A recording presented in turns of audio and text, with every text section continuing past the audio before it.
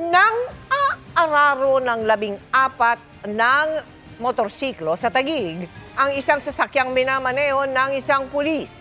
Hindi bababa sa 5 ang sugatan. Nawalan umano ng preno ang driver kaya ang isa sa mga biktimang rider nakaladkad at pumailalim pa sa sasakyan. Nakatutok si Mark Salazar. Rush hour bandang alas 6:30 kagabi. Habang tumutukod na ang traffic sa Cayetano Boulevard, Barangay Tuktukan, Taguig City, isang multipurpose vehicle ang biglang umararo sa mga motorsiklo malapit sa stoplight. Nawalan po ng preno yung Toyota Avanza na pinagdadrive po ng isang government employee. Tapos sa aksidenteng nangyari yon, parang inararo niya po yung mga nakamotor at isang kotse. Ang sama ng pagkakahagip sa isang rider na nakaladkad muna bago humampas ang ulo sa bangketa. Mabuti pala't hindi napuruhan. May tahi po dun sa likod. Kasi nung nakita yung sa video na may parang umilalim, pero hindi naman siya umilalim, medyo nagip lang siya. Malaki pong bagay na naka-helmet. Lahat ng rider naka-helmet? Yes sir, lahat po wala pong doon. At bawal naman po dito sa Taguig yung hindi po nagsusuot ng helmet. 14 na motor ang inararo ng MPV hanggang sa matumbok din ng isa pang kotse. Yung mga biktima po lalo na po yung nakamotor nagkano po sila ng mga minor injuries. Most of them na then yung mga medyo masasabing kung hindi naman serious pero na hospital po yun mga iba. Hanggang ngayon sir, Nakalabas na po sila kanina, maga. Okay. So wala nang nasa hospital? Wala na po. Ang driver ng umararong MPV ay pulis na nakatalaga sa airport at taga-Taguig rin. Nakapiit pa siya kanina nang puntahan namin sa Taguig Traffic Investigation Office pero tumanggi siyang humarap at magbigay ng pahayag. Sabi niya po nawalan po siya ng preno. Bali tumigas daw po yung pagtapak niya doon sa brake pad niya. Maaring tumagas po yung brake fluid kaya po tumigas yung preno niya at nawalan siya ng preno. Yun po siguro yung namin dyan, masasabi namin investigation dyan. Yun may madali lang kumakumpirma. Yes sir, madali lang po yun. Nakikita lang naman namin sa sa repair kit ng kanyang sasakyan. Inaasahan na ring mapalaya ngayong araw ang umararong pulis dahil inareglo niya ng lahat ng biktima. Nasettle niya na po lahat ng mga biktima. Lahat po ng nasaktan at yung mga damage ng kanilang mga sasakyan, mga motor. Nagkakaroon sila ng amicable settlement. Bali, nag-uusap both parties. Wala naman pong complainant na tatayo or magsasampa ng kaso laban sa kanya. So talagang hindi po siya makakasuhan.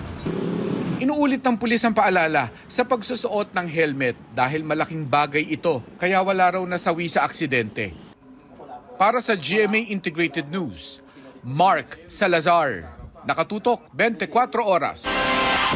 Patay na nang matagpuan ng nawalang negosyanteng babae sa Angeles City sa Pampanga.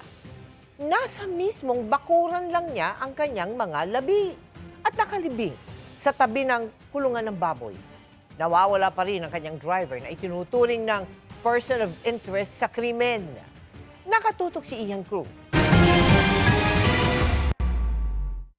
Sa kanilang compound mismo sa Angeles City, Pampanga, natagpuan ang bangkay ng 59 anyos na si Maria Teresa Tess Mamak, ang negosyante at byuda ng dating kapitan ng Barangay Balibago na ilang araw nang nawawala. Lumakas ang hinala ng mga pulis na nasa compound lamang ang biktima dahil wala raw nakitang bakas ng dugo sa na-recover na puting sasakyan nito sa Magalang, Pampanga nitong Valentine's Day. Lalo't sa inisyal na pagsisiyasat ng Police Station 4 ng Angeles, may nakita silang bakas ng dugo sa pader, kartilya, washing machine at gripo sa compound. Matapos ang mahigit 4 na oras sa paghukay kahapon, natagpuan ng mga otoridad ang bangkay ni Ginang Mamak na 4 na araw nang nawawala. Nadiskubre ang kahina-hinalang hukay sa gilid ng mga kulungan ng baboy. Ilang hakbang lamang mula sa tirahan ng driver ng pamilya. May napansin po na isang hukay na medyo malambot po yung lupa. Then habang hinuhukay po yung lupa ay meron pong nakita na paa. Sabi ng pulisya, sa lalim ng hukay, posibleng nakahanda na raw ito bago pa isinagawa ng suspect ang krimen. Most likely po may butas na po yun. Bakit po? Kasi imposible pong makapaghuhay ka po ng ganun kalalim within a span of 1 hour. Kanina madaling araw, isinailalim na sa autopsy ang bangkay ng biktima para matukoy ang sanhi ng kanyang pagkamatay. Basag po dito sa may left part po ng ulo niya, and most likely po pinalo po yun ng isang matigas po na bagay. Durog po, parang durog po. Yung ginaganon, kinakapa. Durog, malambot siya. Malambot siya. February 12 nang mapaulat na nawawala ang biktima. Sa kuha ng CCTV malapit sa compound ng biktima, makikita ang isang lalaki na lumabas bandang alas 7:22 ng gabi. Tinukoy ng mga kaanak ang lalaki na driver nila ng mahigit 20 taon na si alias Manuel. Bumalik din siya sa loob maya-maya matapos tanggapin ng food delivery ng anak ng biktima. Matapos ang ilang minuto, dumating ang puting sasakyan ng biktima. Alas 7:30 naman narinig sa CCTV video ang sigaw ng isang babae sa loob ng bahay na pinaniniwalaang sa biktima. Pagsapit ng alas 8:30 ng gabi, makikita ang puting sasakyan na palabas ng compound.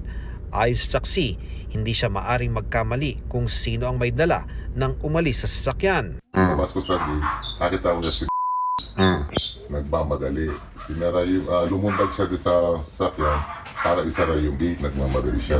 Tapos, Kapag niya, sinara niya yung gate, may nakakumpas yung dalawang tricycle noon. nakatalo. O bakit daw? Kasi binalanda niya yung sasakyan doon sa gitna. February 14 nang matagpo ang abandonado ang sasakyan at nakaparada sa Magalang Municipal Plaza. Isinailalim na ito sa forensic examination. Ang lalaking driver hindi na nakita at na-contact ng mga kaanak ng biktima simula noong February 12. Ayon sa pulisya, itinuturing na person of interest ang driver na target ngayon ng manhunt operation.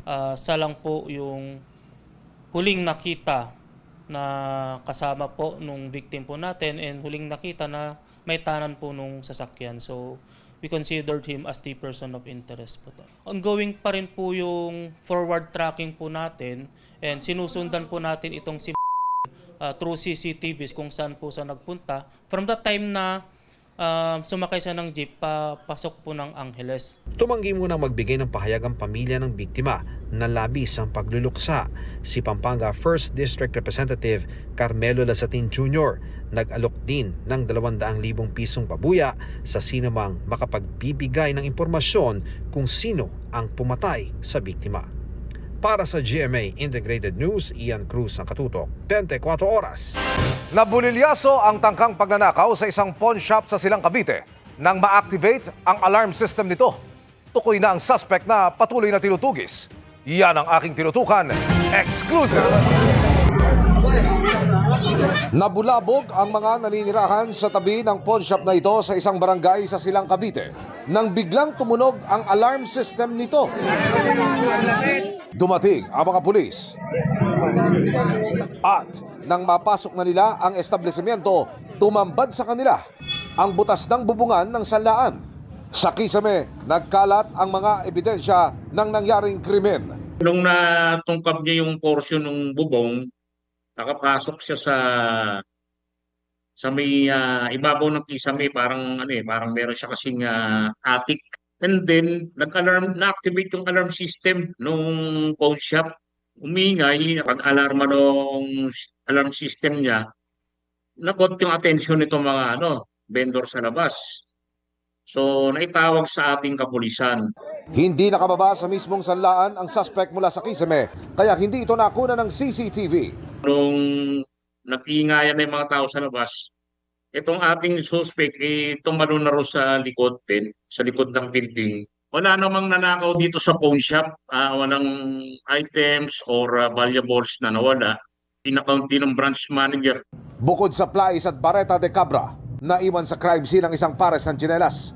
Pag-aari umano ito ng suspect na subject na ng manhunt operation. May witness tayo na nakita na na-identify niya na yung tako na nananakbo, nakahubad at yapak, walang tsinelas. Ngayon, kilala niya rin yung tao, taga-Rolante sa area ron.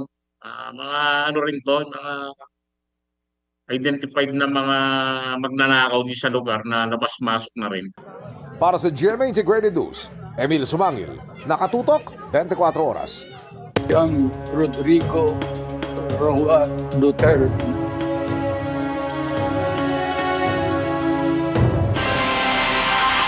Personal na dadalo ang ilang kaanak ng EJK victims sa confirmation of charges laban kay dating Pangulong Rodrigo Duterte sa The Hague sa Netherlands sa Lunes. Nakahanda na rin ang mga ikakasang aktibidad doon. Nakatutok si Maki Pulido.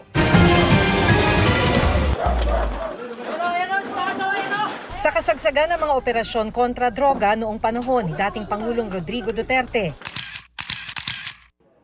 may mga patay ring natagpuan din sa labas ng mga raid, kabilang ang ilang balot ng packaging tape ang ulo. Sa ganyang lagay natagpuan ng kapatid ni Shira Escudero noong 2017 habang nakagapos ang mga paa at kamay at tadtad ng tama ng bala. Matapos ang halos isang dekada, biyabiyahe siya patungong The Hague para personal na masaksihan ang confirmation of charges laban kay Duterte mula February 23 hanggang 27. Gusto ko pong tumayo sa harap ni Duterte, ipakita sa kanya na totoo ako, totoo kaming mga pamilya, at isa lang po ako sa mga pamilya na nawalan ng mahal sa buhay. Libo-libo po kami. Sasama sa kanya ang iba pang kaanak na migrante kaya nasa Europa na. At marami pa nga sanang ibang kaanak ng mga biktima na gusto rin pumunta kung hindi limitado ang pondo. Pero higit sa pera, hamon ang natatanggap umanong banta sa kanilang seguridad. Sa kabila niyan, may mga nakalatag ng aktibidad tulad ng pagmarcha patungong ICC sa unang araw ng confirmation of charges kasama ng ilang human rights groups sa The Hague. Pagkatapos ay may maikli silang programa bago pumasok ng ICC para panoorin ang pagdinig. Sa ICC po, para sa amin, ito yung lugar kung saan kami naririnig at nakikita. Samantalang dito po sa Pilipinas, yung mga biktima katulad ni Ephraim, binabaligtad po sila, sinisisi pa kung bakit sila namatay. Sabi ni Attorney Cristina Conti, aabutin lang ng 3 oras kada araw ang pagdinig bilang pagsasaalang-alang sa kalusugan ni Duterte. Dahil sa limitasyon sa oras, hindi tiyak kung magpripresenta ng testigo ang ICC prosecutors kahit pinayagan na sila ng ICC pre-trial chamber noong nakaraang taon. Kung meron, kabilang sa mahalagang testigong iharap ang mga insider witness. Dati nang napaulat na nagbigay na ng testimonya sa ICC sina Edgardo Matobato at Arturo Las Cañas na parehong nagpakilalang naging hitman ng Davao Death Squad. Kapwa nila itinuro si Duterte bilang nag-utos umano ng mga pagpatay. Most usually itong mga insider witness ay kabahagi nung plano, posibleng down the line, lower rank sila, mababa sa hierarchy, pero willing na mag-come forward ngayon. Kaya ito yung uri ng mga witnesses na pwede nating asahan sa ICC. Para sa GMA Integrated News, Maki Pulido, nakatutok 24 oras. For the content, kaya pinagawakan ng isang SK chairman ang mga panindang siopaw at hotdog sa isang convenience store. Binatikos tuloy siya ng mga nakapanood ng vlog. Ang paliwanag ng SK chairman sa pagtutok ni Mav Gonzalez.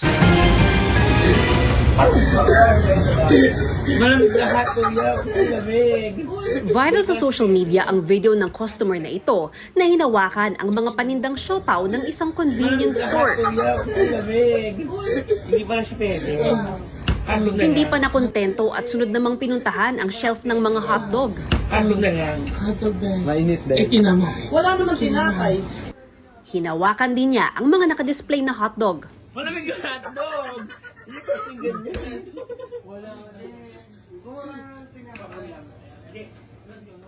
Komento ng netizens, banta sa kalusugan ang ginawa niya. Paano kung may customer na nagkasakit? Ang nasa viral na video, kinilala bilang si Mark Adrian Napiza, isang sangguniang kabataan chairman sa Santa Cruz, Laguna. Sa kanyang Facebook account, inamin ni Napiza na hindi tama ang ikinilos niya sa video, na ani ay biro lang bilang video content kasama ng mga kaibigan. Alam niya aniyang hindi ito tamang asal, lalo't halal na SK chairman siya. Sabi pa niya, binili niya lahat ng nahawakan niyang pagkain. Humingi rin umano siya ng paumanhin sa pamunuan ng convenience store dahil sa abalang idinulot niya at sa paggawa ng content ng walang pahintulot. Nangako rin si Napiza na makikipag-ugnayan sa Sangguniang Kabataan Federasyon at DILG at handang tanggapin ang anumang nararapat na hakbang o gabay mula sa kinauukulan. Hindi ito ang unang pagkakataon na may influencer o content creator na nakaabala sa publiko o gumawa ng delikado for the content. Tila marami pa rin hindi sumusunod sa inilatag na Code of Ethics and Standards ng grupong Creator and Influencer Council of the Philippines na binubuo ng mga content creator at influencer. Kabilang dito ang pagkakaroon ng integridad at ang palaging pagsunod sa tamang asal at ugali. Para sa GMA Integrated News, Mav Gonzalez, nakatutok, 24 oras. May mga barko na naman ang China na namataan sa gitna ng pagsasanay ng Philippine Navy kasama ang puwersa ng Amerika at Australia. Nakatutok si JP Soriano. Mula sa himpapawid, makikita ang sabay-sabay na paglalayag ng mga Navy ships ng Pilipinas, Amerika at Australia para sa ika-14 na Multilateral Maritime Cooperative Activity sa isang bahagi ng West Philippine Sea. Pero habang idinadaos yan, namataan din sa West Philippine Sea ang dalawang PLA Navy ship ng China. These were People's Liberation Army Navy warships. We communicate with them but they did not challenge us. Hindi naman ito lumapit pa sa mga barko ng US at Australia at nasa safe distance naman. Pero ayon sa tagapagsalita ng Armed Forces of the Philippines, basically, these are illegal presence in the area. So as this was observed, this is going to be submitted to the proper agency accordingly. wala pang tugon ng Chinese Embassy sa Pilipinas kaugnay sa pahayag ng AFP. Pero dati nang inaalmahan ng China ang mga ganitong uri ng maritime activity sa West Philippine Sea kasama ang ibang bansa dahil nakadadagdag lang daw ito sa tensyon sa rehiyon at hindi nakakatulong sa mapayapang pagresolba ng issue. Sabi ng Department of Foreign Affairs, cooperation with like-minded countries is meant to deter escalation and fosters peace and stability and demonstrates a united front with other responsible states in upholding a rules-based order governed by international law. Isa ang GMA Integrated News sa mga kasama ng Armed Forces of the Philippines sakay ng pinakabagong guided missile frigate ship ng Philippine Navy, ang BRP Diego Silang. Kabilang sa ginawang pagsasanay ang paglanding ng AW-109 chopper ng Philippine Navy sa flight deck ng BRP Diego Silang. Yan daw ay para ma-master ang maingat at kalkuladong paglapag sa barko, lalo pa at umaandar ito. Ang nagpalipad ng chopper, dalawang babaeng piloto ng Philippine Navy. At mga kapuso, habang approaching po tayo sa mismong area na pagdarausan ng activity sa may southeastern portion ng Baho de Masinloc dito sa West Philippine Sea, nagpapatuloy yung line formation ng mga Navy ships ng US at Australia na HMAS Toowoomba at USS Dewey, kasama rin po ang Philippine Coast Guard vessel na Teresa Magbanwa. Isa rin sa mga pinakamahalagang bahagi ng pagsasanay, ang drill kung saan pumaligid ang mga Navy ships ng Australia at Amerika sa BRP Diego Silang, o yung Division Tactics, Maneuvering Exercises. Pagsasanay ito para sa isang senaryo na kailangang tulungan at protektahan ang barko ng Pilipinas. Sa isang punto, sobrang naglapit pa ang HMAS Toowoomba sa BRP Diego Silang na bahagi ng replenishment at sea exercise. Range to bridge wing, 150 yards. 150 yards. Ang pinaka-importanting takeaway ko dito is in terms of division tactics, specifically maneuvers. Hindi tayo nahuli. Actually, we were abreast sa ating mga partners at kung hindi man tayo nahuhuli, kasabay na natin siya. Matatanda ang nagkaroon na ng mga insidente ng pagdikit at pagbangga ng ilang barko ng China sa ilang barko ng Philippine Coast Guard. Para sa GMA Integrated News, ako po si JP Soriano, nakatutok 24 oras. Umaaray na ang mga tsuper sa walang prenong pagtaas ng presyo ng langis. Kaya apela ng ilang transport group pansamantalang pisong dagdag sigil sa pamasahe o di kaya ay magkaroon ng fuel subsidy. Nakatutok si Bernadette Reyes. Sa ikapitong sunod na linggo, dagdag singil sa diesel ang bungad ng Martes sa mga jeepney driver tulad ni Jake. 60 centavos na dagdag agad yan sa kada litro ng ipapakarga nila, pareho sa dagdag presyo sa kerosene. Bumababa po yung ma'am, kita na iuwi sa bahay. Mga 300 din nawala minsan sa maghapon. Sa maghapon? Oo. Laki na po yun. Oo, ilang kilong bigas na yun. Ang taxi driver na si Yoli, 200 pesos lang ang pinakargang gasolina na nagmahal naman ng piso at 20 sentimo kada litro. Pataas ng pataas po eh. Medyo nagtitipid tayo sa pagkakarga. Bawasan ng 500, dati may 1,000. Sa gasolina naman, 6 na sunod-sunod na linggo nang tumataas ang presyo. Umabot na nga ng mahigit 4 pesos ang dagdag singil kada litro. Dito sa NCR, may mga gasolinahan na umaabot hanggang 76 pesos ang kada litro ng gasolina. Kung susumahin mula Enero, umabot na sa 7 piso ang iminahal ng 1 litro ng diesel. Kaya naman hihirit na ang mga transport group sa LTFRB ng pisong pansamantalang dagdag singil sa pamasahe. Mabigat na po sa amin yung 6 na taas na beses na itinaas ng petrol. Nagbabargain din po tayo dyan eh. Yung piso po sana, maipagkaloob, doon po namin hinihiling. Pansamantala lamang ito habang mataas ang presyo. Humihingi sila ng pangunawa lalo't ngayon pa lang nahihirapan na ang ilang commuter. Mabigat po yun para sa amin po na namamasahe. Kasi syempre tulad ko po na may 2 anak, mabigat po sa amin yun kahit piso or kahit nga 50 centavos, ganun, tumaas ng ganun, malaki pa rin po sa amin yun lalo na kung balikan po yung pamasahe namin. Pagka konti lang naman, wala namang problema yun kasi syempre hanap buhay din yun ng mga Chopper. Mungkahi naman ng AltoDAP fuel subsidy. Panahon na rin umanong pag-aralan ng probisyon sa batas na nagsasabing kailangan muna ng 3 sunod na buwan na nasa $80 o mahigit pa ang kada barrel ng Dubai crude bago suspindihin ang fuel excise tax. Dapat matalakay sa yung mga mambabatas natin, mapag-aralan nila yun. Opo. Diba? Opo. Kasi ang tanong, kailan mag-$80 per barrel? Ngayon, ang nahihirapan lang dyan, yung mga driver. Baguhin na yung batas na yun na huwag ng $80 sapagkat talagang napakabigat o gaya ngayon, 58, 57, 59 na ang 1 litro. Para sa GMA Integrated News, Bernadette Reyes, nakatutok 24 oras. Good evening mga kapuso! Hindi lang love is in the air dahil ang araw ng mga puso, sinabayan din ng pagdiriwang ng 22nd Timpuyog Festival sa Sarangani. Nakisaya pa riyan ang ilang kapuso stars. May report si Efren Mamak ng GMA Regional TV. Doble ang selebrasyon ng mga taga-Kiamba Sarangani nitong Sabado dahil nataon sa Araw ng Mga Puso ang kanilang 22nd Timpuyog Festival. Di lang magsing-irog ang nag-date at nag-abang sa float parade, kundi pamilya at magbabarkada.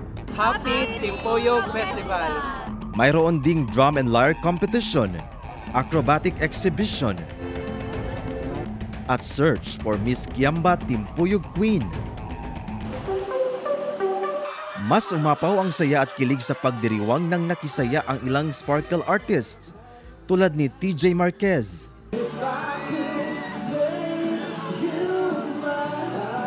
Jerry Gonzalez,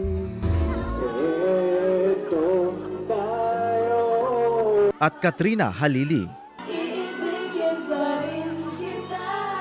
Sobrang sarap ng feeling kasi nakapag-share ako ng saya ngayong Araw ng Mga Puso and nakita natin sa mga tiga-Kiamba na talagang na-enjoy nila yung gabi na to. Hindi rin pinalampas ng mga kapuso stars na matikman ang nag-viral na soft local delicacy na kutsinta.